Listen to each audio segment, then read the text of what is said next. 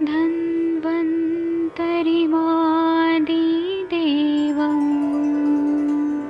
सुरासुरैः वन्दितपादपद्मं लोके जरामृत्युनाशं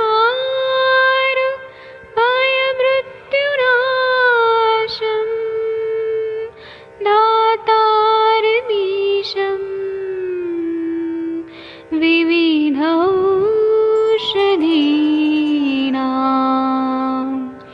शङ्खं चक्रं जलौकां दधतं मृतघटं चारुतोर्भिश्चतुर्भिः सूक्ष्मस्वच्छादिरुद्यं शुकपरिविलसन् मौलिमं भोजनेत्रम् कालाम्बोदोज्ज्वलाङ्गं कटितटविलसत् चारुपीताम्बराढ्यं वन्दे धन्वन्तरिन्तं निखिलगदमिव प्रौढदावाग्निनीलम्। प्रणाम सभी लोगों को। मैं वैद्य अरविंद पाठक पुणे महाराष्ट्र से आप सभी लोगों का स्वागत करता हूं। आज 27 जुलाई का हमारा सेशन होगा। स्पेशल सेशन है पांच भौतिक चिकित्सा पे। 7 बज गए, पूरा 7 बज चुके हैं। अभी हम लोग पांच भौतिक चिकित्सा में पंच महाभूतों का विलीनीकरण, एक में ही विलीन होते हैं, एक महाभूत दूसरे में विलीन होता है, फिर दूसरा तीसरे में विलीन होता है। ये प्रक्रिया क्या है? ऐसा है, मैं एक मिनट म्यूट करता हूँ। ऐसे हमने पदार्थ विज्ञान में पढ़ा है ये सब चीज, और तर्क संग्रह में भी पढ़ा है फर्स्ट ईयर में, लेकिन उसमें थोड़ा ऊपर ऊपर से सुपरफिशियली ही बताया गया था। आज हम लोग जो पढ़ेंगे ना, ये एकदम डीप में है, और आप लोग को ये सब मालूम ही होना चाहिए, क्योंकि ना आप लोग प्रैक्टिशनर हैं, और हमारे पास जब पेशेंट आते हैं ना, तो हमें ये सब चीज कॉन्सेप्ट जब बता देते हैं तो पेशेंट को बहुत अच्छा लगता है कि अच्छा, ये डॉक्टर को इतना नॉलेज है। अगर ना आप नॉर्मली कोई भी पेशेंट आ रहे हैं, उसको त्रिफला दे रहे हैं, शतावरी दे रहे हैं, गुडुची दे रहे हैं, और वो पूछेगा कि ये क्यों दे रहे हैं, और आप कुछ नहीं बता रहे, तो फिर वो सेटिस्फाइड नहीं होता है। आजकल के सब पढ़े लिखे लोग आ रहे हैं हमारे पास, गांव के लोग भी पढ़े लिखे हैं, शहर के लोग भी पढ़े लिखे हैं। तो आपको हर चीज का रीजनिंग देने आना चाहिए, रीजन देने आना चाहिए कि ये दवाई क्यों दिया जा रहा है, क्या उसके पीछे लॉजिक है, क्या प्रिंसिपल है, वो आपको समझाते हुए आना चाहिए। तो इसीलिए हम जो आयुष दर्पण पे हमारे लेक्चर होते हैं, वो इसीलिए किया जाता है कि सब लोग ना आंसर दे पाए। अगर आंसर नहीं देंगे ना, तो फिर विश्वसनीयता नहीं बढ़ती है। अभी हम लोग ना पंच महाभूतों का विलीनीकरण, ये जो टॉपिक है, इस पर मैं थोड़ा सा अपना कुछ व्यू बताता हूँ, फिर हम लोग ये जो बुक है वो हम लोग पीडीएफ पढ़ेंगे। इसमें ऐसे बोल रहे हैं कि पंच महाभूतों के गुण और उत्पत्ति प्रक्रिया, विलीनीकरण प्रक्रिया का विचार व्याधि नाश के लिए करना चाहिए। इसका जो भी है ना, ये हमारे बीमारी को ठीक करने के लिए बहुत ही इंपॉर्टेंट होता है। तो जैसे कि कुछ कुछ चीजें है कि हम लोग ना, विलीनीकरण क्या होता है पहले वो हम देखते हैं, उसके बाद में व्याधि में उसका कैसा सिग्निफिकेंस रोल रहता है। विलीनीकरण का क्या प्रैक्टिकल अप्रोच है, वो भी हम लोग देखेंगे, बाद में हम करेंगे। पहले हम थेरोटिकल पढ़ लेते हैं। आप लोग के स्क्रीन पे कुछ दिख रहा है, नहीं दिख रहा है तो मैं फिर से इसको लेके आता हूँ। आदरणीय सरोज मिश्रा जी बहुत अच्छा बताते हैं, आप लोगों को उनका बात भी बहुत अच्छा लगता होगा, तो वो अभी आएंगे, थोड़ी देर में ज्वाइन हो जाएंगे। अभी आप मेरा बात सुनिए और उसके बाद में आप लोग बोलिएगा। इसमें है पंच महाभूतों का विलीनीकरण। महाभूत कितने हैं? तो 5 है। तो सबसे पहले आकाश महाभूत होता है। तो पंच महाभूतों की उत्पत्ति कैसे होती है? आकाश से होती है, ये आप लोगों ने पढ़ा है। और मॉडर्न साइंस भी बोलता है कि सबसे पहले ना यहाँ पे कुछ भी नहीं था, सबसे पहले आकाश हुआ, और उसके बाद में फिर सब चीज हुआ। जो ये बिग बैंग थ्योरी वगैरह जो बताया जाता है, तो उसमें भी यही होता है कि पहले कुछ भी नहीं था। तो हमारा जो दर्शन शास्त्र है या आयुर्वेद है, ये भी ऐसे बोलता है कि पंच महाभूतों की उत्पत्ति आकाश से होती है। आकाश से वायु बनता है, वायु से अग्नि बनता है। अभी देखिए, आप मंगल ग्रह पे देखेंगे तो वहां भी देख रहे हैं कि वहां पे ऑक्सीजन है कि नहीं है, हवा है कि नहीं है। उसी तरह से दूसरे ग्रहों पे भी देखा जा रहा है कि हवा है कि नहीं। तो सबसे पहले आकाश महाभूत रहता है, उसके बाद में वायु महाभूत होता है, वायु से अग्नि महाभूत का निर्माण होता है, अग्नि से आप होता है, आप से पृथ्वी महाभूत निर्माण होता है। यह न क्रम है। ये सारे महाभूत सूक्ष्म तन्मात्राओं से स्थूल कार्य रूप द्रव्य की निर्मित करते हैं। तो सूक्ष्म तन्मात्राएं क्या है? तो आकाश की तन्मात्रा कौन सी है? तो शब्द, शब्द स्पर्श रूप रस गंध, ये तन्मात्राएं होती हैं। ये तन्मात्रा जो है एकदम ये एटॉमिक लेवल तक पूरा हम लोग अगर देख सकते हैं तो ये तन्मात्राओं से स्थूल कार्य रूप द्रव्य की तन्मात्राएं जो है वो नित्य द्रव्य है, कारण द्रव्य है, और कार्य द्रव्य जो ये जो हमें कार्य दिखता है स्थूल रूप से उसकी निर्मित करते हैं। फिर अन्यानु प्रवेश से वायु में आकाश के गुण होते हैं, तेज में वायु के आकाश गुण होते हैं, वायु के गुण होते हैं, आप में तेज के होते हैं, वायु के तथा पृथ्वी के बाकी चारों के गुण उपस्थित रहते हैं। ये हम लोगों ने पढ़ा है, नित्य द्रव्य अनित्य द्रव्य। और व्यपदेशस्तु भूयसा न्याय से जिस महाभूत में प्राधान्य द्रव्य हो उसी के नाम से वह द्रव्य जाना चाहता है। जैसे कि हमने जल महाभूत देखा, जल महाभूत के जो नित्य अनित्य द्रव्य कार्य रूप द्रव्य दिख रहे हैं, तो उसमें हाफ भाग जो है वो जल का रहेगा, बाकी 1/8 बाकी दूसरे महाभूत रहेंगे, और उसमें जल तत्व की प्रधानता है हाफ भाग, इसलिए वह जलीय पदार्थ ऐसा माना जाता है। जब द्रव्य का विनाश हो जाता है तो यह महाभूतों का यह स्थूल रूप नष्ट होने लगता है। हम लोग जब ये तो द्रव्य के बारे में बताए, हम लोग हिंदू धर्म में भी जब ये होता है शरीर का नाश हो जाता है, मतलब डेथ हो जाती है, तो हम लोग पंच तत्वों में विलीन हो जाते हैं। तो उसमें क्या होता है कि हमारे बॉडी को जला दिया जाता है हिंदू धर्म में। तो जलाने के बाद क्या होता है कि आकाशीय तत्व आकाश में चला जाता है, फिर उसके बाद में वायु तत्व वायु में चला जाता है, फिर तेज तत्व तेज में विलीन हो जाता है, और उसके बाद में पार्थिव तत्व है उसको हम लोग गंगा जी में डाल देते हैं या फिर रामेश्वरम में डाल देते हैं। तो ये जो है ना, और आपे तत्व जो है वो भी उड़ जाता है। तो इसी तरह से हम लोग पूरी तरह से दाह संस्कार करते हैं, वो भी यही है। इसी तरह से द्रव्यों का भी विनाश होता है, तो महाभूतों का स्थूल रूप नष्ट हो जाता है, स्थूल रूप में सूक्ष्म रूप में, स्थूल रूप से सूक्ष्म रूप में उनका परिवर्तन हो जाता है। पृथ्वी महाभूत प्रथमता आप महाभूत, अब इन्होंने जो विलीन होने का प्रक्रिया है, जैसे बना है उसके ऑपोजिट होता है। जैसे बना है असेंडिंग ऑर्डर से, तो डिसेंडिंग ऑर्डर से वो वैसे होता है। जैसे कि हो रहा है कि पहले आकाश से वायु बनता है, वायु से अग्नि बनता है, अग्नि से आप बनता है, आप से पृथ्वी बनता है। उसी तरह से जब नष्ट होते हैं तो पृथ्वी महाभूत प्रथमतः आप महाभूत में विलीन होता है। पृथ्वी महाभूत जो है उसके कैसे गुण कैसे हैं? तो गुरु, स्थिर, कठिन और स्थूल आदि गुणों का लय आप महाभूत में हो जाता है, लेकिन बहुत ही मंद गति से होता है। आप लोगों ने पढ़ा है कि फॉसिल फ्यूल्स जो बनते हैं, तो इन सब का भी कैसे पेट्रोलियम और कोल कैसे बना है? तो पेट्रोलियम का जो तेल है वो भी कैसे है कि पहले एनिमल और मनुष्य ये सब ना पृथ्वी में दब गए, और हजारों साल में दबते दबते दबते दबते वो पेट्रोलियम बन गया। उसी तरह से तो वो पार्थिव चीज जो है वो आप में कन्वर्ट हो गया, है ना, मतलब वो पेट्रोलियम बन गया। इस तो यहाँ पर भी यही है, मैं एग्जांपल से ये बता रहा हूँ कि पृथ्वी महाभूत जो है गुरु, स्थिर, कठिन, स्थूल आदि से लय होता है और आप महाभूत में हो जाता है, जिस तरह से पेट्रोलियम होता है। एक मैंने एग्जांपल दिया तो आप लोगों को समझ आएगा, लेकिन मंद गति से होता है। अगर आप महाभूत कम पड़ जाए तो यह लय पूरा नहीं हो पाता है। उस वक्त ज्यादा मात्रा में बहुत समय तक आप महाभूत का कार्य होने के बाद पृथ्वी का पचन होता है। तो जो पार्थिव शरीर है पेट्रोलियम बनने के लिए भी ऐसे बताया है।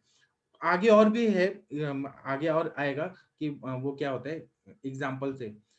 तो पृथ्वी का पचन होने लगता है, तो पृथ्वी तत्व का, इसीलिए आहार लेते समय मात्रवत पानी पीना भी जरूरी है। इन्होंने आहार के रूप में बताया है, जैसे कि स्थूल कोई अन्न है, रोटी है, सब्जी है, स्थूल है, गुरु है, गंधयुक्त सब्जी है, टेस्टी खाना है, उसका आप महाभूत के साथ संयोग होने से स्थूलादि गुणों का मृदु स्वरूप आता है। फिर वो लिक्विड हो जाता है। अगर लिक्विड नहीं होगा तो पचन नहीं होगा, अगर सॉलिड ही रहेगा तो वैसे ही रहेगा। और फिर उस पर तेज महाभूत का कार्य आसानी से हो जाता है। तेज की सहायता से यही काम कम समय में हो सकता है, मतलब वो पकने लगता है आहार। इसी तथ्य की चिकित्सा करते समय उपयोग करके गुरुवादी गुणों का पचन किया जाता है, कहा जा सकता है। पृथ्वी महाभूत का पचन करने के लिए आप और तेज महाभूत की सहायता ली जा सकती है। यह हम लोग चिकित्सा के रूप में प्रयोग करते हैं। उसी तरह से मूत्राशमरी के लिए गोक्षुर आदि गुग्गुल देना भी इसी सिद्धांत पर आधारित है। अश्मरी जो है वो सॉलिड है, पार्थिव चीज है, तो हम लोग क्या करते हैं कि उसको डिसॉल्व करना है। तो हम लोग गोक्षुर आदि गुकुल देते हैं। इस औषधि के कल्प में क्वाथ की मात्रा अधिक रहती है। हम गोकुल काढ़ा देते हैं, पुनर्नवा क्वाथ देते हैं, पुनर्नवाष्टक क्वाथ देते हैं। और गोक्षुर में जल और पृथ्वी ऐसा रहता ही है, तो जो आप महाभूत को बहुलता में रखता है। गोक्षुर और धमासा भी आप प्रधान है। इस कल्प में आप महाभूत का अग्नि तत्व के संयोग होके अश्मरी का भेदन होता है। ठीक है। अब अग्नि तत्व का संयोग जो है यहाँ पे हम क्षार का प्रयोग करते हैं। जैसे कि हम लोग कोई बद्राश्म चूर्ण, हजरल योध भस्म, त्रिविक्रम रस, ताम्र भस्म, ऐसे जो अग्नि तत्व को प्रदान करते हुए लेखन कार्य करे, अश्मरी भेदन करे, ऐसे द्रव्यों का प्रयोग करते हैं। आप महाभूत का संयोग के बिना वो पार्थिव द्रव्य है वो डिजोल्व ही नहीं होगा, ऐसा सिद्धांत है। इसके बाद में अतिसार जैसी व्याधि में वृद्ध हुआ आप महाभूत पृथ्वी का क्षय करता है। ठीक है, पृथ्वी का क्षय करता है तो वो पूरा लिक्विड लिक्विड हो जाता है मल, जिससे आंत्र की धारण शक्ति कम हो जाती है। यहाँ पर प्रथमतः आप महाभूत की चिकित्सा करके फिर पृथ्वी को बल देने का काम करना पड़ता है। तो जो हम लोग ग्राही द्रव्य देते हैं, स्तंभन देते हैं, उसका कार्य यही होता है कि आप महाभूत की चिकित्सा करनी है और पार्थिव तत्व जो है उसको बल देना है, आंतर की शक्ति बढ़ाना है, मल का पाचन करना है, मल को ग्राही कर्म से, स्तंभन से रोकना है, पार्थिवता को बढ़ाना है। ये चिकित्सा का सिद्धांत हो गया, पंच महाभूत के हिसाब से देख रहे हैं। फिर उसके बाद में आप महाभूत पे आते हैं। द्रव, सर, पिच्छिल और शीत ये आप महाभूत के गुण हैं। ये महाभूत तेज महाभूत में विलीन होते हैं, मतलब डिसेंडिंग ऑर्डर से चल रहे हैं। पृथ्वी आप में होता है, आप तेज में होता है। तो जो आप महाभूत के द्रव्य है ना वो तेज महाभूत में विलीन होते हैं। आप महाभूत तेज में पूरी तरह से विलीन न होकर अगर सिर्फ उसका सौम्य गुण कम होता है तो विकृत अवस्था निर्माण होती है, जिससे आपके स्वाभाविक गुण कम होकर उसमें उष्ण तीक्ष्ण गुण शरीर में बढ़ते हैं, जिससे भ्रम धा आदि लक्षण होते हैं। अगर वो पूरी तरह से नहीं हुआ है, केवल सौम्य गुण कम हुआ है लेकिन पूरी तरह से विलीन नहीं हुआ है, तो उष्णता, तीक्ष्णता, भ्रम धा ये सिम्टम होंगे। पूरी तरह से विलीन होना जरूरी होता है। इसलिए चिकित्सा सिद्धांत का चिकित्सा में उपयोग करते समय द्रव्य और उसकी मात्रा पर ध्यान देना जरूरी है। वृद्ध आप महाभूत का शोषण करने के लिए तेज महाभूत प्रदान अग्नि प्रदीपक द्रव्यों का प्रयोग किया जाता है कि पूरी तरह से आपके जो द्रव्य हैं वो पूरी तरह से पक जाए और वो विलीन हो जाए तेज महाभूत में। ऐसे होता है। जैसे कि अतिसार व्याधि में हम लोग दीपन पाचन द्रव्य देते हैं, तो आपको सुखाने के लिए हम लोग बहुत ज्यादा दीपन पाचन ग्राही औषधि देते हैं। ग्राही में शुंठी जैसे द्रव्य देते हैं। उदर में भी हम लोग पानी को सुखाने के लिए क्या करते हैं, तो वो तेज महाभूत प्रधान द्रव्य देते हैं कि वो तेज तत्वों में विलीन हो जाए पूरी तरह से, है ना। तो उदर व्याधि में भी हम लोग कैसे आसवरिश देते हैं, दीपक कार्य करने वाले। उसी तरह से हम लोग आरोग्य वर्धनी वटी देते हैं, लशु नदी वटी देते हैं। सारे अग्नि पे अग्नि प्रदीपक द्रव्य का प्रयोग करते हैं कि जितना पानी है उसका शोषण हो जाए पूरी तरह से। ठीक है, आगे बढ़ते हैं। तेज महाभूत का लय होता है वो वायु महाभूत में होता है, तेज का वायु में। तो पांच भौतिक सृष्टि में इसका दर्शन हमेशा ही होता है। अगर शरीर में वायु वृद्ध होता है तो वह अग्नि को नष्ट कर देता है, अग्नि मान्यता होती है, और अग्नि के नष्ट होने से विविध व्याधि उत्पन्न हो जाते हैं। जब आप और तेज महाभूत विकृत रूप से बढ़ के शरीर में दाह उत्पन्न करते हैं तब वायु के शीत गुण की उपाय योजना की जाती है। जब बर्निंग हो रहा है ना तो हम वायु का शीत गुण ऐसे देते हैं। तेज महाभूत से उत्पन्न उष्ण गुण की वायु के शीत और रुक्ष से शांति होती है। वायु का अधिष्ठान होने वाला स्पर्श, अब क्या है कि तेज बहुत ज्यादा हो गया, दाह हो गया, बहुत ज्यादा बर्निंग हो रहा है, तो हम लोग चंदन देते हैं। तो चंदन से क्या होता है कि चंदन कषाय भी है और तो उससे शीतलता मिलती है।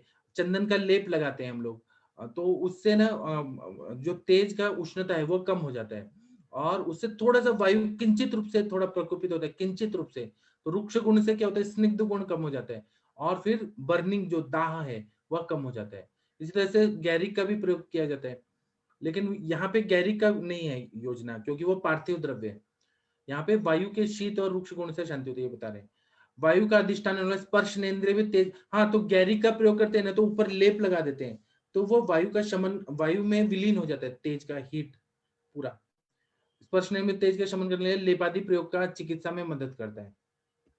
किसी ने चैट बॉक्स में कुछ लिखा है। अच्छा, प्रीति जी ने नमस्ते बोला है। आप लोगों को अगर समझ नहीं आ रहा है तो आप लोग बोल सकते हैं कुछ। मैं एक मिनट अनम्यूट करके बोलने का ये ऑप्शन देता हूँ। सरोज मिश्रा जी भी आ गए हैं। विलीनीकरण का प्रक्रिया क्या है कि पृथ्वी जो है वो आप में, आप जो है वो तेज में, तेज जो है वायु में, वायु जो है आकाश में विलीन होता है डिसेंडिंग ऑर्डर से। ठीक है, तो अब हम लोग ये पहले पढ़ लेते हैं फिर डिस्कस करेंगे। वायु का अधिष्ठान होने वाला स्पर्श इंद्रिय भी तेज का शमन करने के लिए लेप आदि का प्रयोग करते हैं। तो जो तेज है वो वायु में पूरी तरह से विलीन हो जाता है, तो हीट कम होती है, दाह पाक ये सब कम हो जाता है। अगर मुंह में छाले पड़े हैं, तेज महाभूत जो बढ़ गया है, तो उसमें हम लोग क्या करते हैं, मुंह में कुछ तो प्रतिसारण करते हैं। ऐसे द्रव्य जो शीतल होते हैं वो लगा देते हैं, जैसे लोद्र वगैरह लगा देते हैं, तो या खदीर ये सब लगा देते हैं, तो वो क्या होता है, जलन कम हो जाती है, अल्सरेशन हील हो जाता है। तो वहां पे स्पर्शनेंद्रिय का कार्य होता है। तो स्पर्शनेंद्रिय किसका अधिष्ठान है, तो वायु का। तेज का विलीनीकरण वायु में हो जाता है। इसी तरह से वायु और आकाश महाभूत निसर्ग और शरीर में भी अपने अपने कार्य से जानने पड़ते हैं। शरीर में वायु का संचरण आकाश के अवकाश में होता है। वृद्ध पृथ्वी आप महाभूतों की वजह से अगर आकाश में अवकाश कम हो जाता है, जैसे आर्टेरियोस्क्लेरोसिस जैसी कंडीशन होती है, वहां पे ना पार्थिवता बहुत ज्यादा बढ़ती है, और आप पृथ्वी बढ़ने की वजह से आर्टेरियोस्क्लेरोसिस होता है, कोरोनरी हार्ट ब्लॉकेजेस हो जाते हैं, क्योंकि पृथ्वी और आप बढ़ जाता है बहुत ज्यादा। तो वायु की गति का रोध होने की वजह से ब्लड सर्कुलेशन नहीं होता है, और मलावष्टम्भ हो गया बहुत ज्यादा, अवकाश कम हो गया, तो वायु प्रतिलोमित होकर वृद्ध हो जाता है।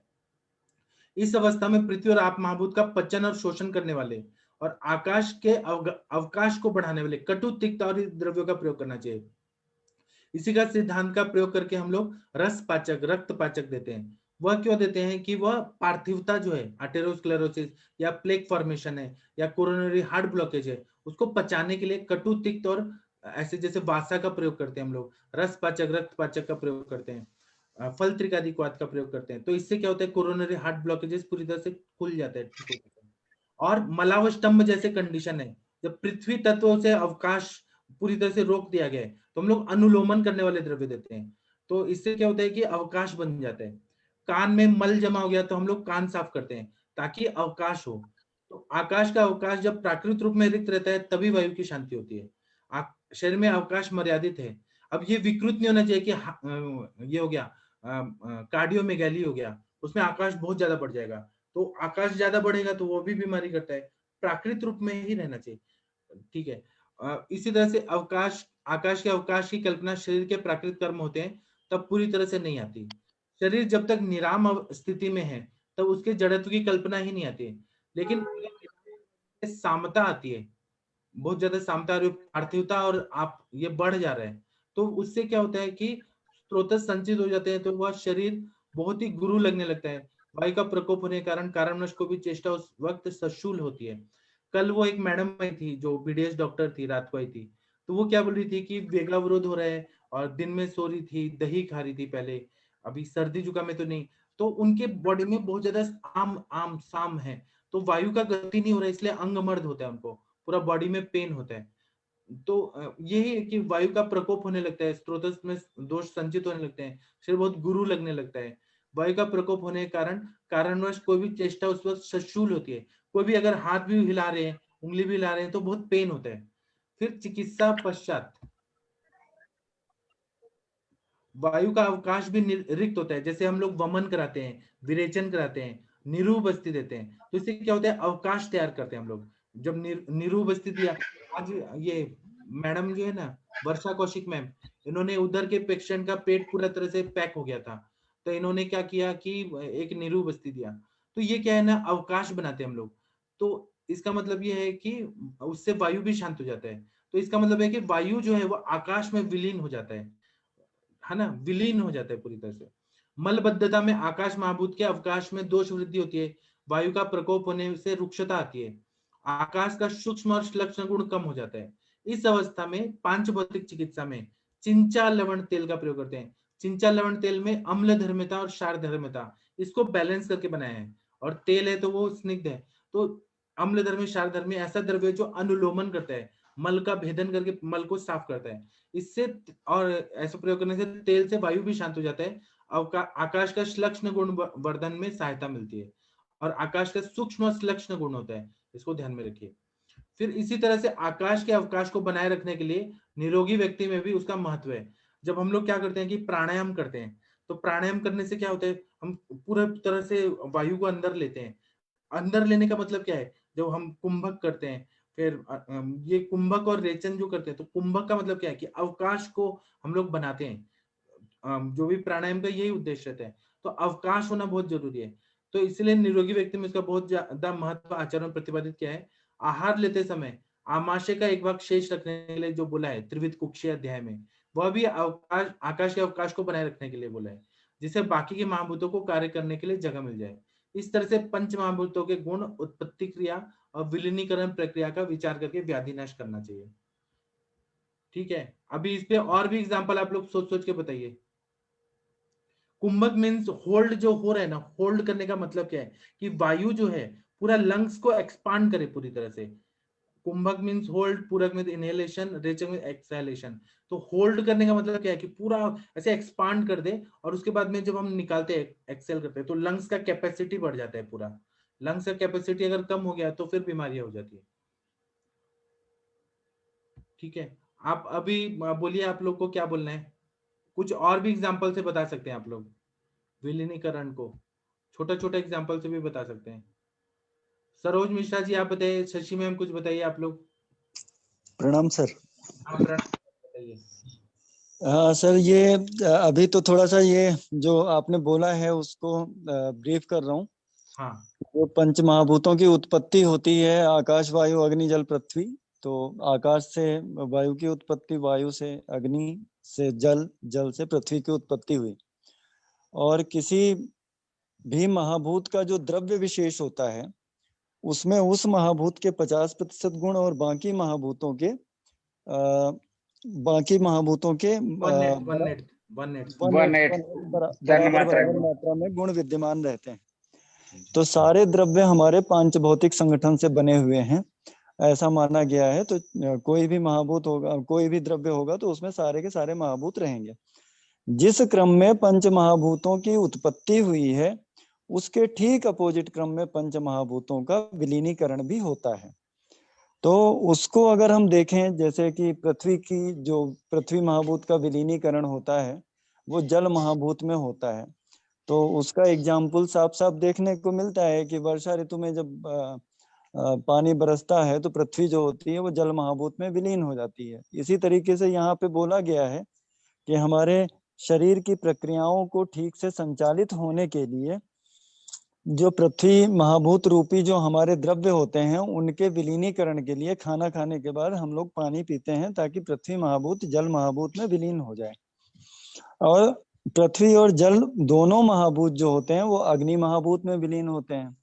तो कोई भी चीज हम खाना भी पकाते हैं, दाल पकाते हैं, तो दाल में सबसे पहले क्या डाला? पानी डाला, और पानी के बाद अग्नि दी, तो दाल और पानी दोनों विलीन हो गए अग्नि महाभूत में। ठीक है, एक हमारा दाल का एक कांस्टेंट नेचर बन गया। ठीक है, मिक्सचर बन गया। तो इसका विलीनीकरण उस तरीके से शरीर में भी जो अग्नि होती है, वो अग्नि जो खाना खाया, खाने के बाद पानी पिया, पानी पीने के बाद जो अग्नि ने उस पे खाने पे कार्य किया, तो उसका पाचन कर दिया, विलीनीकरण कर दिया। विलीनीकरण इम्प्रॉपर रूप में होगा तो अग्नि के उसमें लक्षण शरीर में देखने को मिलेंगे, उष्णता, दाहता वगैरह, इस तरीके से। इन तीनों का विलीनीकरण, पृथ्वी, आप और अग्नि का विलीनीकरण वायु में होता है। वायु में होता है, और जो हमारी वायु होती है उसके वायु कई सारी डिसीजेज हमारे शरीर में रहती हैं, जहाँ पे वायु को स्पेस कम मिलता है। अगर वायु को स्पेस मिलेगा प्रॉपर, तो वो, हमने जनरली एग्जाम्पल देखे हैं कि वायु जो है वो कभी भी अग्नि को बुझाती नहीं है, बढ़ाती ही है, अगर वो प्रॉपर रूप में है। लेकिन इम्प्रॉपर रूप में होने पे वायु भी अग्नि को बुझा देती है।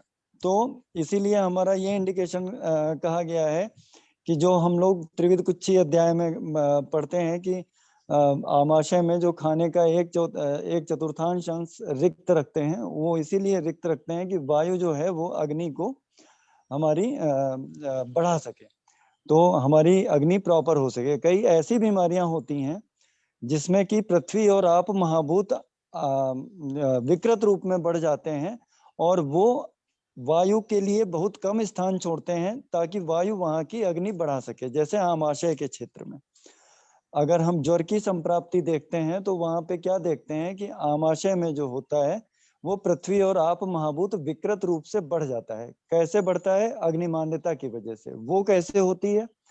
हमने इम्प्रॉपर टाइम पे खाना खाया। इम्प्रॉपर टाइम पे खाना खाया मतलब प्रॉपर टाइम पे जो एसिड वगैरह का, पाचक रसों का सेक्रेशन होना था, उसको खाना मिला नहीं, तो पेट में जलन हुई। जलन हुई तो पानी पिया, पानी पी के हमने अग्नि को कम कर दिया एक जगह पे। दूसरी जगह पे जब पाचक रस अपना काम अपने समय पे कर चुके थे, उसके बाद जब हमने इम्प्रॉपर समय पे खाना खाया, तो हम पाचक रसों को फोर्स कर रहे हैं कि आप और रस बनाओ। तो अब वो जो आर्गन थके हुए हैं, तो वो जो पाचक रस भेजेंगे, उनकी जो पोटेंसी होगी, शक्ति होगी, वो कम होगी। उनकी जब शक्ति कम होगी पाचक रसों की, तो वो खाने को ठीक से प्रॉपर वे में पचा नहीं पाएंगे। पचा नहीं पाएंगे तो यहाँ पे पृथ्वी और आप महाभूत की वृद्धि हो जाएगी। पृथ्वी और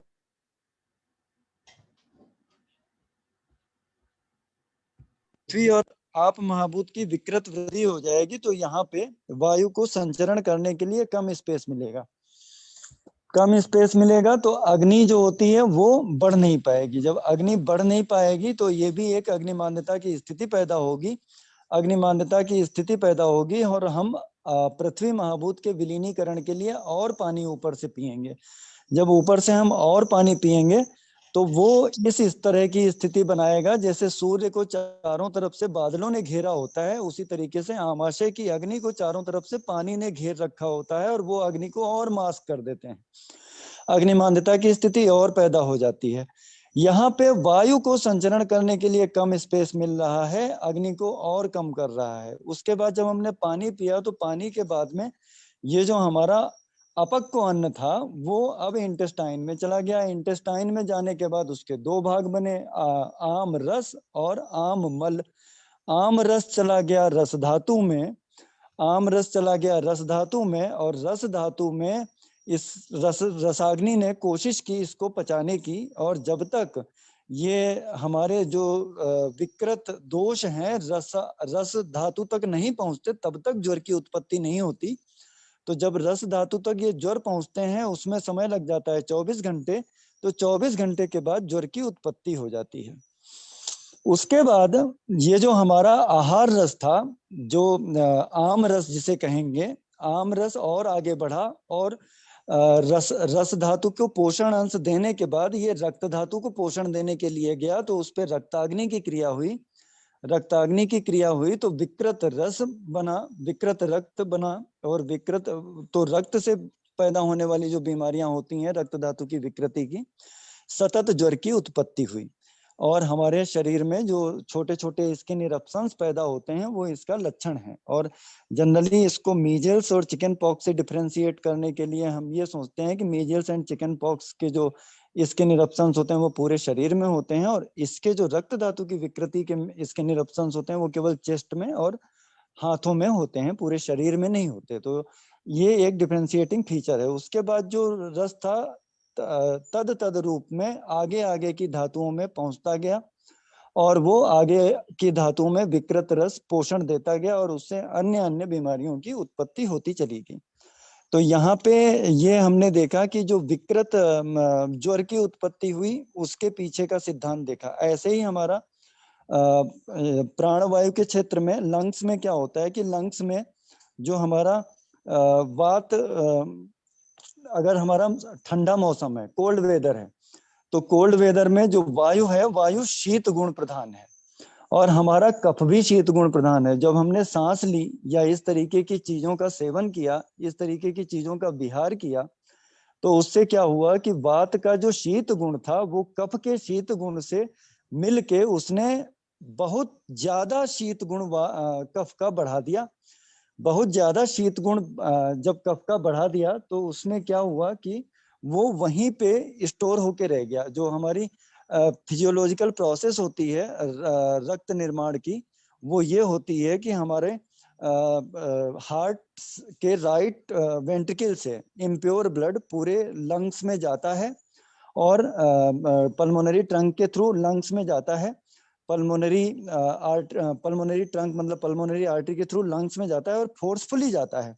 फोर्सफुली जब जाता है तो उसके फॉगीज बन जाते हैं ब्लड के, और ब्लड के जो फागीज बन जाते हैं, वो जो लंग्स है हमारा रक्त के फेन से बना हुआ है, तो वहां पे हमारे छोटे छोटे क्या कहते हैं, जैसे सोखते में हमारे छेद होते हैं, वैसे लंग्स में भी छेद होते हैं, और प्रत्येक छेद में हमारे ये ब्लड के फॉगीज पहुंच गए।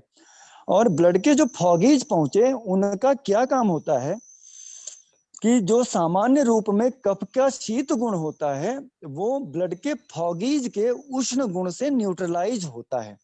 लेकिन इस स्थिति में जब मौसम ठंडा है तो कफ बहुत ज्यादा शीत ऑलरेडी हो रखा है, तो यहाँ पे ब्लड के फॉगीज ने कफ के शीत गुण को कम नहीं कर पाया और वहीं पे टिका रहा। वहीं पे टिका रहने की वजह से यहाँ पे क्या हुआ कि वात के मूवमेंट के लिए बहुत कम स्पेस मिला, वात विकृत हो गया। ठीक है, तो इस वजह से एक हमारी कफज ज्वर की संप्राप्ति यहाँ पे क्रिएट हुई। अच्छा, उसके बाद हम अन्य अन्य चीजों में आते हैं। ये सारे के सारे महाभूत जो होते हैं वो अल्टीमेटली आकाश महाभूत में विलीन हो जाते हैं। हम देख में क्या होता है कि जैसे हमारा अम्ल पित्त भी महास्रोतस व्याधियों का एक बीमारी है। अतिसार, ग्रहणी और विसूचिका, ये सारी हमारी महास्रोतस व्याधियों की बीमारी हैं। ये विबंध वगैरह, अनाह वगैरह, ये सब भी महास्रोतस व्याधियों की बीमारी हैं। तो उनमें भी हम लोग देखते हैं जब विबंध वगैरह होता है तो पृथ्वी और आप महाभूत मतलब विकृत रूप से बढ़ा हुआ रहता है, जिसकी वजह से वायु को वहां पे कंप्लीट स्पेस नहीं मिलता है। तो हम लोग क्या कहते हैं कि हमको शरीर के फंक्शंस को नॉर्मल रखने के लिए आकाश का जो अप्रतिघात गुण है उसको बना के रखना होता है, कि आकाश का अगर अप्रतिघात गुण मेंटेन रहेगा तो हमारा शरीर स्वस्थ रहेगा। तो इसलिए हम यहाँ पे जहां जहां अवरोध जन्य संप्राप्ति पैदा हो रही है, तो वो पृथ्वी और आप महाभूत की वजह से पैदा हो रही है। वहां पे हम आकाश और वायु महाभूत बढ़ाने का विचार करें और तिक्त रस प्रधान चीजें अगर दें, तो ये आकाश का अवघात अप्रतिघात गुण बढ़ाने मेंटेन रखने का हम लोग प्रयास कर सकते हैं, और इस प्रयास से हमारा शरीर स्वस्थ रह सकता है। सर जी, बहुत बढ़िया बताया आपने, पूरा ब्रीफ कर दिया पूरा अच्छे से। जी सर, थैंक यू सर। जी, और पवन जी आप कुछ बोलना चाहते हैं तो आप कुछ एग्जांपल से बता सकते हैं। आप अपने मतलब अपने अनुभव से, या कोई और भी कुछ बताना चाहते हैं तो बता सकते हैं।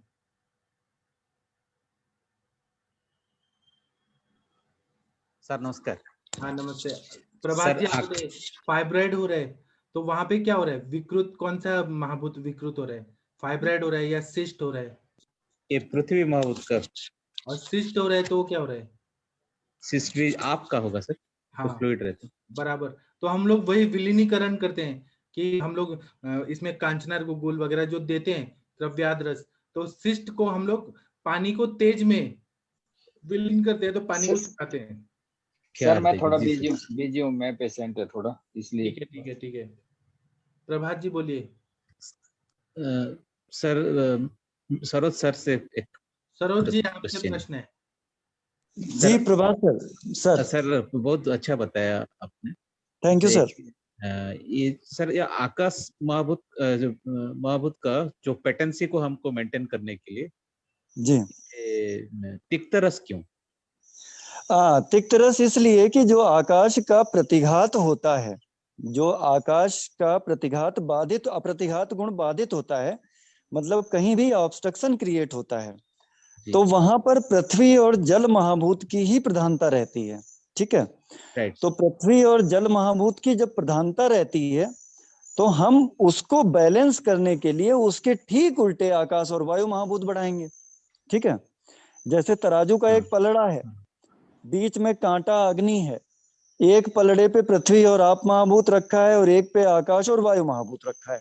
ठीक है, इस पलड़े में, एक तरफ के पलड़े में हमने पृथ्वी और आप महाभूत बढ़ा दिया तो तराजू का पलड़ा उधर की तरफ डेविएट हो जाएगा। ठीक है, तो हमने उसको बैलेंस करने के लिए आकाश और वायु महाभूत अपोजिट पलड़े में बढ़ा देने हैं, ताकि वो अग्नि का जो कांटा है वो बैलेंस हो जाए।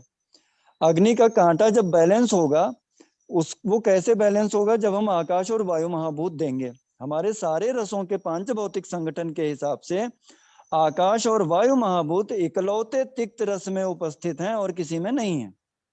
तो इसलिए तिक्त रस प्रधान ही औषधियां हम उसमें विचार करते हैं। लंघनम स्वेदनम काले यवागो तिक्त को रसा।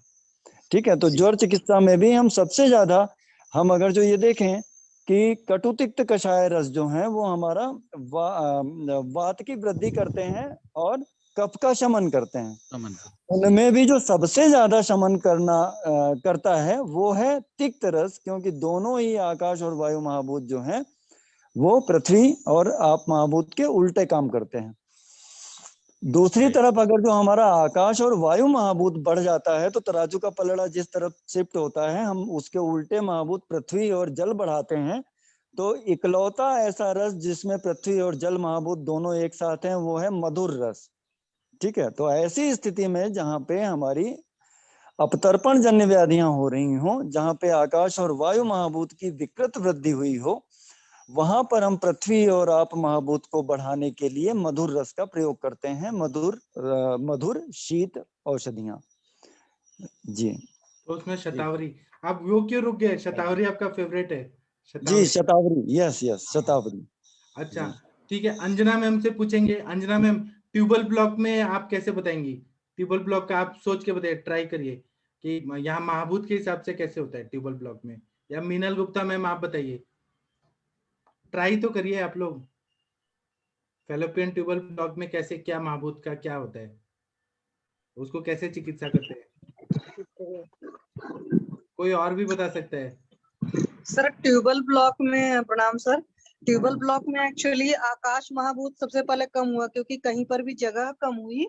तो जगह कम होने का मतलब होता है कि आकाश का गुण कम हुआ, और आकाश तो अकेले मूव नहीं किया होगा, तो पक्का सी बात है उसके लिए रिस्पॉन्सिबल वायु महाभूत होगा। तो आकाश और वायु महाभूत ने मिलकर के काम किया है, तो इसलिए यहाँ पर हमें अग्नि को करना पड़ेगा, बढ़ाना पड़ेगा।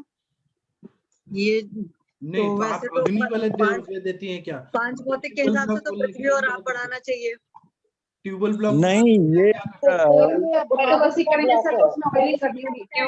ऊपर ब्लॉकेज में वहाँ पे पृथ्वी ऑब्स्ट्रक्ट हो गया है, स्त्रोतोवरोध हो गया है। तो स्त्रोतोवरोध की चिकित्सा में हम वायु और आकाश महाभूत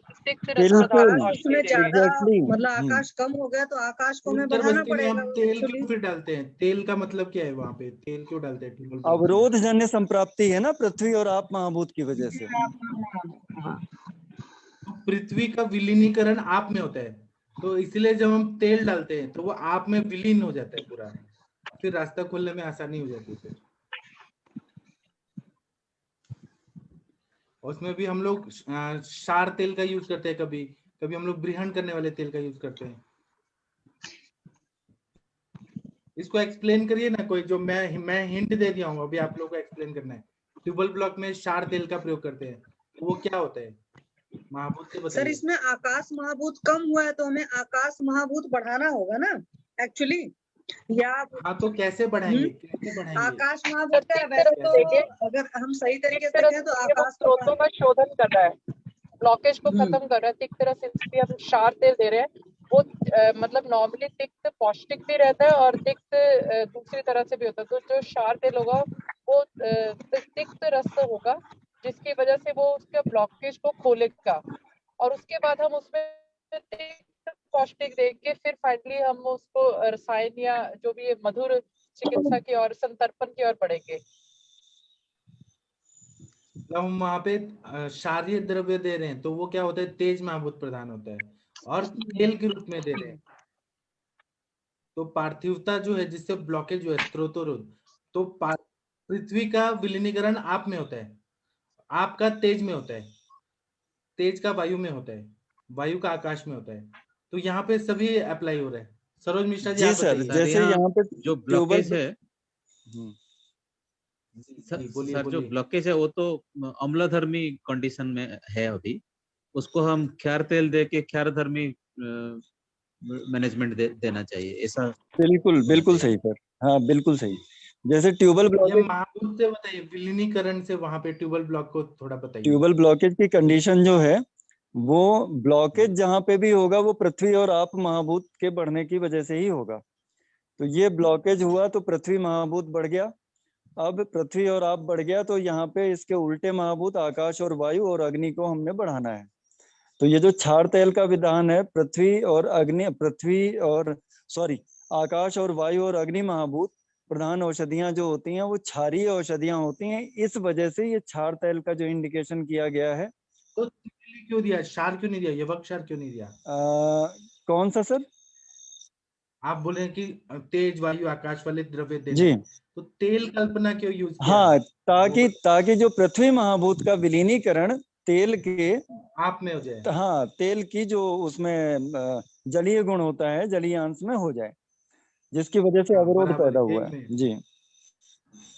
और जब न क्षयात्मक संप्राप्ति से होता है, टीबी जैसे कंडीशन होते हैं जी, तो वहां पे हम क्षार तेल नहीं यूज करेंगे, नहीं तो और शरण हो जाएगा। हाँ, तो वात की वृद्धि 2 वजह से होती है। 2 वजह से, एक तो मार्गावरोध जन्य और दूसरी धातु क्षय जन्य। तो यहाँ पे जो मार्गावरोध जन्य वात वृद्धि हुई, उसमें पृथ्वी और आप महाभूत बड़े होने की वजह से वात वृद्धि हुई। तो वहां पे तो हम आकाश वायु अग्नि गुण प्रधान द्रव्यों का इस्तेमाल करेंगे। लेकिन जहाँ पे धातु क्षयात्मक वात वृद्धि हुई, वो धातु क्षयात्मक वात वृद्धि जो हुई वो आकाश और वायु महाभूत के बढ़ने की वजह से हुई। तो वहां पे इसकी उल्टी औषधियों का उपयोग करेंगे, पृथ्वी और जल बढ़ाने। या शतावरी घृत, ऐसे घृत का प्रयोग करेंगे या शीरबला का प्रयोग करेंगे। जी सर। तो पृथ्वी और आप महाभूत प्रधान है। जी जी सर, एक एग्जाम्पल मैं शेयर करना चाह रही थी। अभी एक हाँ, पेशेंट चल रहा है, आपने शीरबला बोला तो उससे याद आया। अभी ये पेशेंट मेरे पास आई थी हेयर फॉल और हेयर ग्रेइंग के लिए, और हिस्ट्री 42 ईयर ओल्ड पेशेंट है। हिस्ट्री में पता चला कि क्रॉनिक साइनोसाइटिस है। वो तो उसको कुछ कंसिडर ही नहीं कर रही थी क्योंकि एंटीबायोटिक का कोर्स ले लिया था और अभी साइनस ठीक ही चल रहा था, नहीं आ रहा था। तो मैंने पहले उनको शोधन नस्य से ही शुरू किया।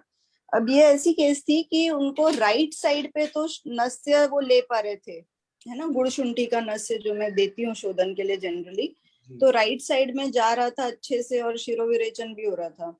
और लेफ्ट साइड में जैसे ही मैंने 2 बूंद डाली, मतलब वो बिल्कुल चीख उठे, उनको इतनी जलन हुई अंदर। तो मुझे लगा कि अभी ठीक है, पित्त बढ़ा हुआ है और ये साइड तो खुला हुआ है, इधर तो शोधन की जरूरत नहीं है। और शायद मतलब पित्त की उष्मा से उनको इतनी ये हो रही है और ड्राइनेस है। तो फिर सर मैंने आपका वच्चा तेल का नस्य दिया। फिर उनको वच्चा तेल का नस्य देने पर भी उनको, नेक्स्ट डे की बात कर रही हूँ, उनको हेडेक हो गया वो साइड पे, यानी वो भी वो सूट नहीं किया। तो अब मैं बोली कुछ तो प्रॉब्लम है यहाँ पे, अब उनको कहीं ना कहीं पित्त कम करने के लिए देना पड़ेगा। फिर मैंने शीरबला 101 का, मतलब राइट साइड पे गुड़शुंठी ही चलता था और लेफ्ट साइड पे शीरबला शुरू किया। अब मैंने शीरबला शुरू किया था ब्रूहण के हिसाब से कि अब इनको यहाँ पे पित्त शमन और ब्रूहण की जरूरत है। लेकिन जब उनको शीरबला शुरू किया तो इतना उनको शिरोविरेचन होने लगा लेफ्ट साइड से भी, यानी वो जो स्त्रोतरोध था, लेकिन वो इससे नहीं निकल रहा था, सिर्फ जो शोधन द्रव्यों से नहीं निकल रहा था, और वो ब्रूहण द्रव्य से ही शोधन हुआ उनका। ब्रूहण द्रव्य नहीं बोलिए, वो उसमें ज्यादा ये है, स्निग्धता है। स्निग्धता है, हाँ, तो हाँ बराबर सर, स्निग्धता से ही उनका शोधन हुआ वहां पे।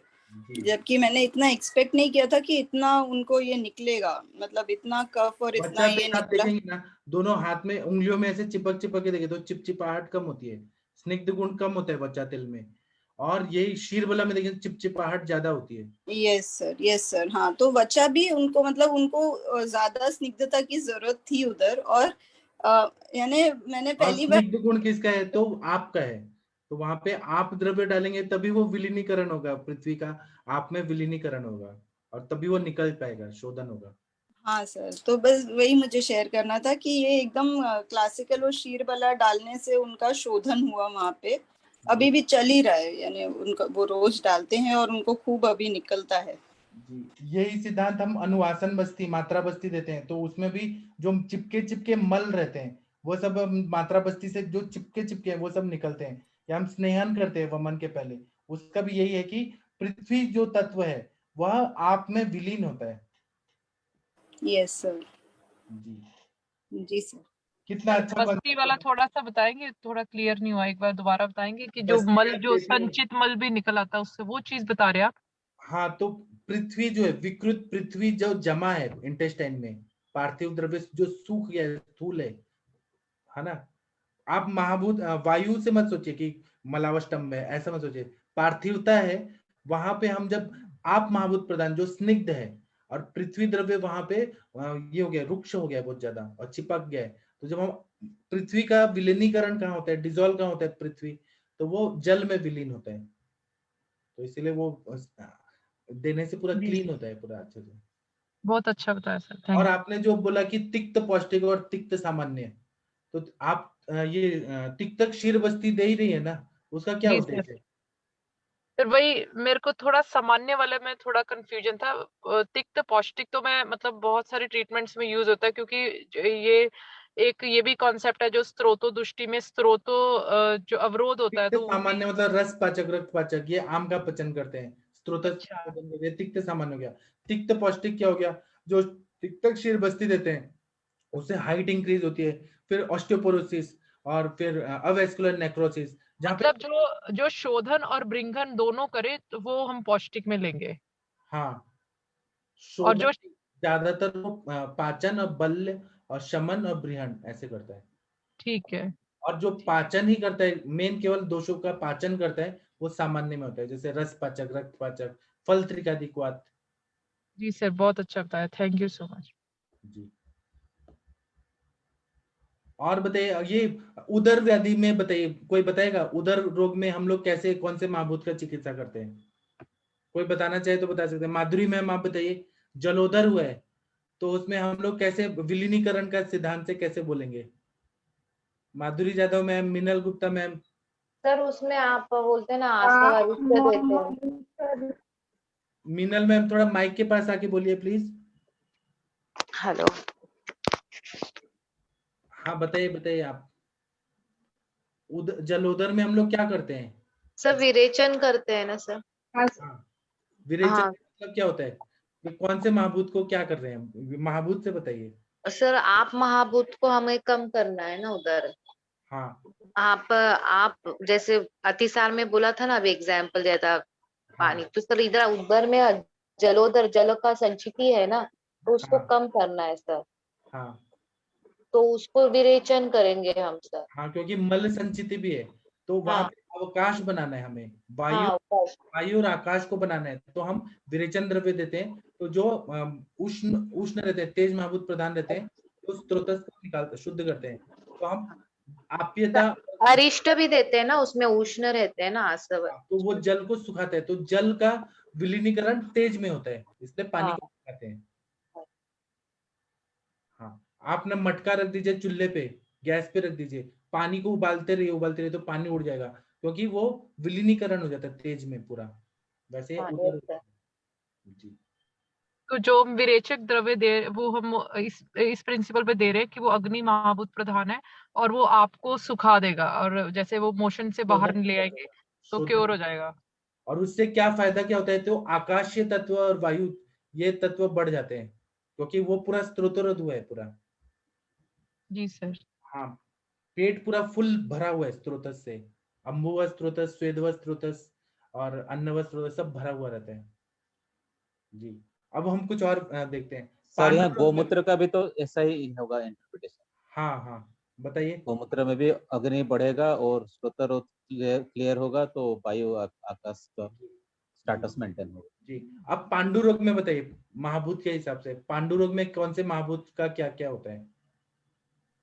सर उसमें तो अग्नि पांडु में महाभूत पड़ा रहता है ना, हाँ स्नेहांश ये होता है। हाँ, तो हम क्या चिकित्सा करते हैं? सर सब घृतपान स्निग्ध ये करते हैं। हाँ, घृतपान करते हैं, तो उससे क्या होता है?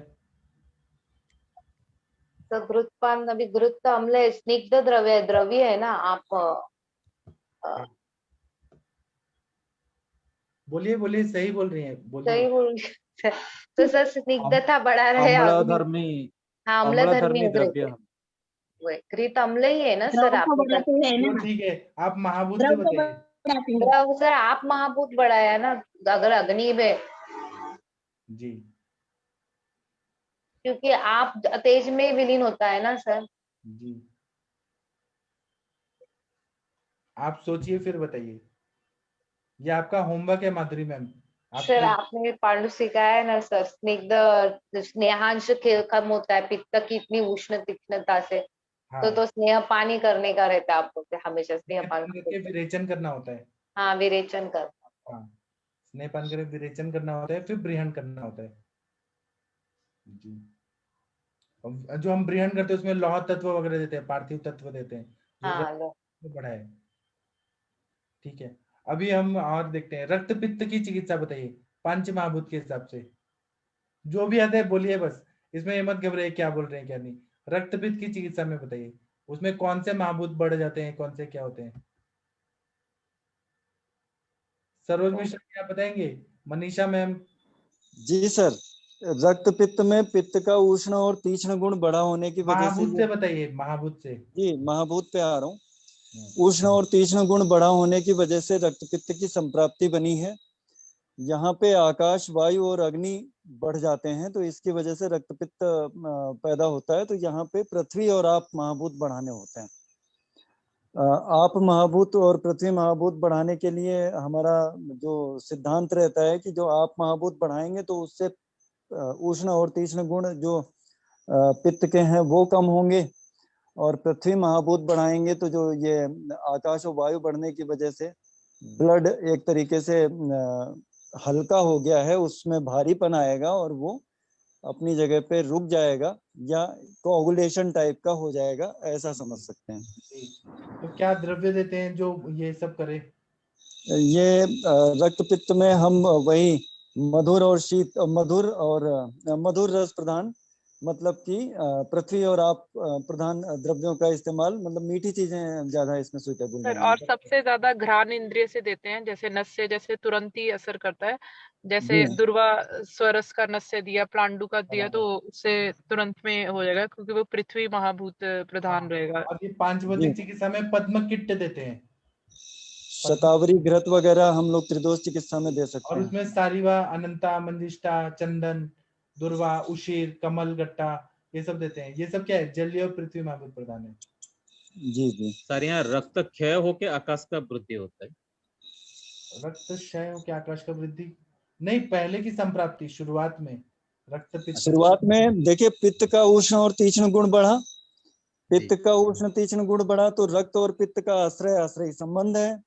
रक्त का भी उष्ण और तीक्ष्ण गुण बढ़ गया, रक्त का उष्ण और तीक्ष्ण गुण बढ़ा तो निकटवर्ती धातुओं को उसने द्रवीभूत किया। उसी तरीके से जैसे बैंगन को आग पे रखो तो वो लिक्विफाई हो जाता है। तो जब धातुएं लिक्विफाई हुई तो ब्लड ने क्या किया, एंडोस्मोसिस के तहत उसका पानी खींच लिया। जब पानी खींच लिया तो हाइपरवोलीमिया हो गया। हाइपरवोलीमिया हो गया तो सबसे पहले पित्त की वजह से ब्लड प्रेशर की संप्राप्ति बनी। उसके बाद जब ब्लड प्रेशर ज्यादा हो गया पित्त की वजह से, हाइपरवोलीमिया की वजह से, अब बॉडी कोशिश करेगी कि हम कहीं से भी ब्लड वेसल को फाड़ तो के, एक तरह से ये द्रव गुण बढ़ा ना, जलीयता भी द्रव बढ़ता है, गुण द्रव गुण बढ़ा पित्त का। हाँ, और द्रव गुण बढ़ा कैसे? उष्ण और तीक्ष्ण गुण बढ़ने की वजह से। तो हमने यहाँ पे काम कहाँ करना है कि उष्णता और तीक्ष्णता कम करनी है, मतलब पित्त की द्रवता बढ़ानी है। पित्त की द्रवता बढ़ेगी कैसे? पानी से नहीं बढ़ेगी। इस पित्त की द्रवता आधारित है पित्त की स्नेहता पे, स्निग्धता पे।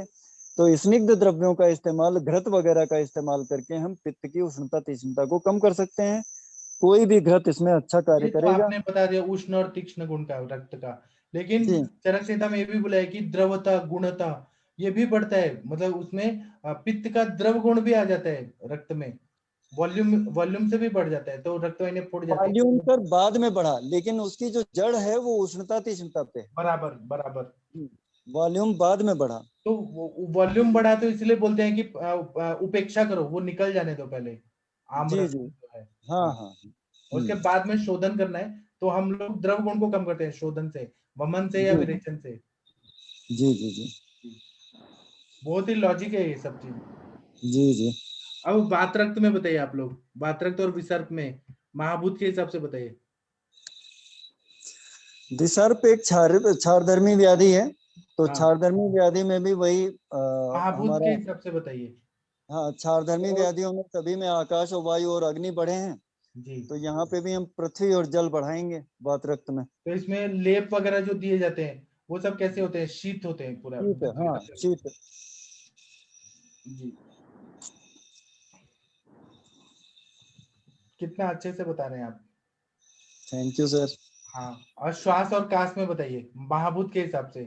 श्वास और काश में दोनों में अभी हम जो संप्राप्ति बता रहे थे वो पृथ्वी और आप महाभूत बढ़ा हुआ है। कैसे बढ़ा हुआ है ये अभी बताया कि जैसे वातावरण का प्रभाव हुआ, वातावरण से हमारा जो वात का गुण है शीत गुण है, और कफ के पास भी उसका शीत गुण है।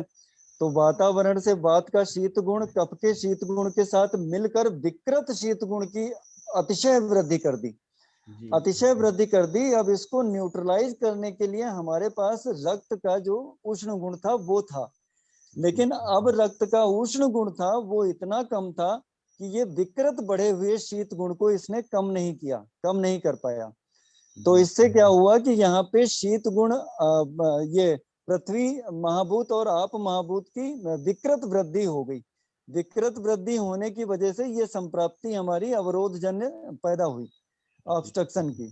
तो यहाँ पे ये पैदा कैसे हुई? ये पृथ्वी और आप महाभूत के बड़े होने की वजह से। तो यहाँ पे भी हमने बढ़ाना है आकाश और वायु महाभूत, मतलब कि तिक्त रस प्रधान जी औषधियां।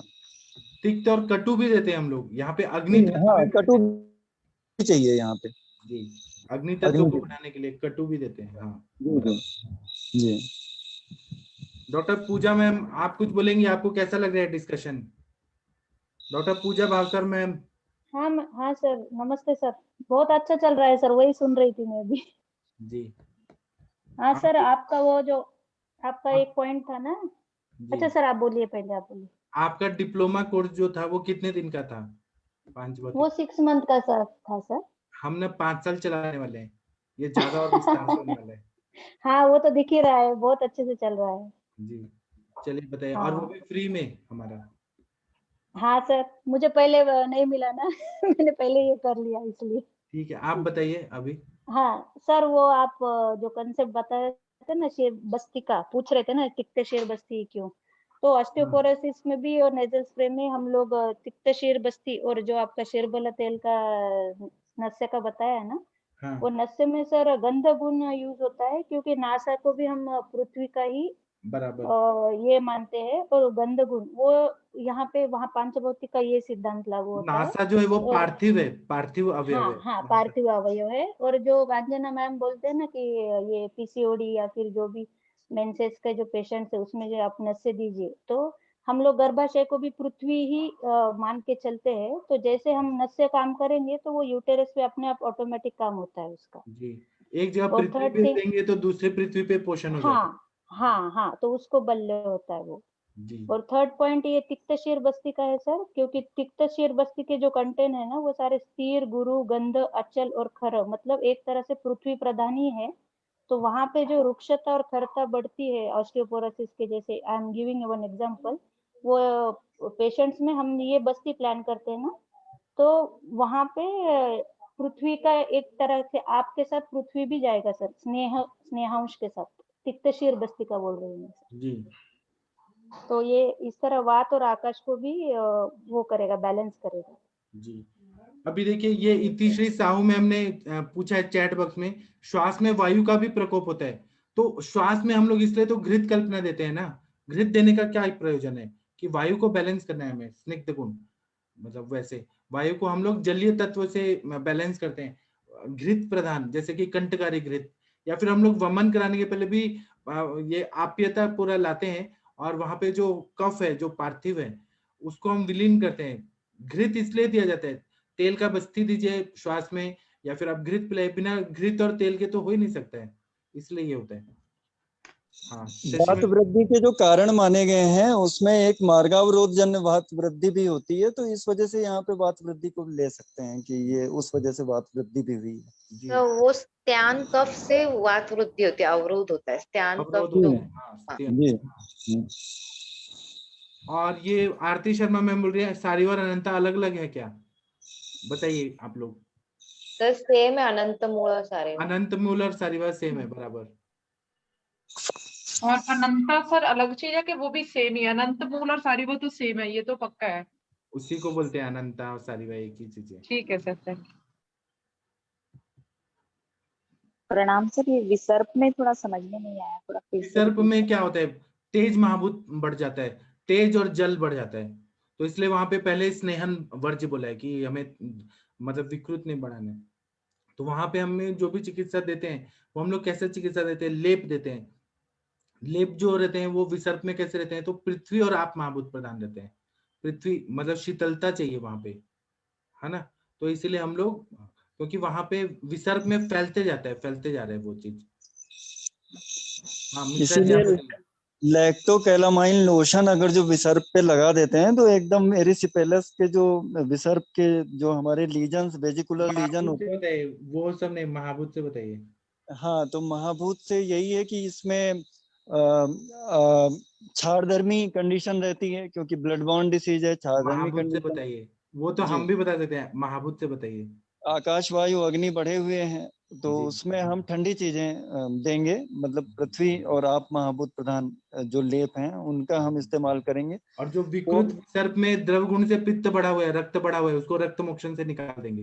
जी जी, तो इसमें ठंडी चीजें जैसे हम अगर जो मॉडर्न पैरामीटर्स पे भी देखें तो लैक्टोकैलामाइन तुरंत काम करता है, या हम यहाँ पे देखते हैं तो स्वर्ण गैरिक को अगर जो हम अप्लाई करते हैं किसी देशी घी में मिला के, तो वो भी इसको क्योंकि वो पृथ्वी महाभूत है और घृत डालते तो जल महाभूत है।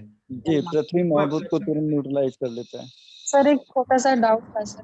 हाँ मैं जी सर, जैसे अभी आपने बताया कि अभी डिस्कशन हो रहा था मैम से, उन्होंने कहा नासा जो है वो आकाश अवयव है। सर ये मुझे थोड़ा नासा, नासा नहीं है, वो पार्थिव है, पार्थिव हाँ पृथ्वी। पार्थिव है, सॉरी पार्थिव है, जबकि हम गंध गुण लेते हैं वो, गंध गुण। हाँ आकाश का स्थान है ना सर, वैसे तो ग्रीवा से ऊपर का स्थान तो हम ऐसे देखिए तो सब है ना, सब में सब महाभूत हैं, ऐसे तो सब में सब है। उसमें मैं बताता हूँ थोड़ा सा। हाँ। उसमें जो आकाश वायु अग्नि जल पृथ्वी है, उनकी जो तन्मात्राएं हैं शब्द स्पर्श रूप रस गंध है। तो जो पृथ्वी की तन्मात्रा है गंध है, ठीक है, और इसका घ्राण इसका अंग है नासा, ठीक है। तो जो चीजें गंध रस प्रधान होंगी उनमें सब में आकाश महाभूत की प्रधानता रहे, वो सॉरी पृथ्वी महाभूत की प्रधानता रहेगी, ठीक है। जिस जिस चीज में गंध है, सुगंधित चीजों में सब पृथ्वी महाभूत प्रधान है, गंधवती पृथ्वी।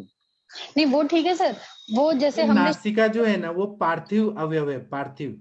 और ऐसे देखेंगे तो विवर दिख रहा है, नाक में होल दिख रहा है, उसमें आकाशीय तत्व है, वो है। तो ऐसे फिर पानी भी है वहां पे, म्यूकोजल मेम्ब्रेन भी है, जलीय तत्व भी है, सब चीज है उसमें, तेज भी है, सब कुछ है।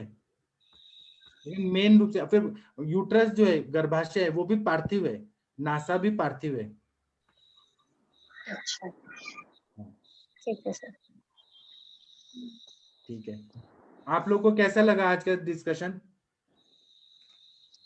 बहुत अच्छा सर, वेरी नाइस, बहुत अच्छा सर। अभी हम और डिस्कस करेंगे, 5 साल बहुत बढ़िया सर, ये 5 साल चलेगा अभी।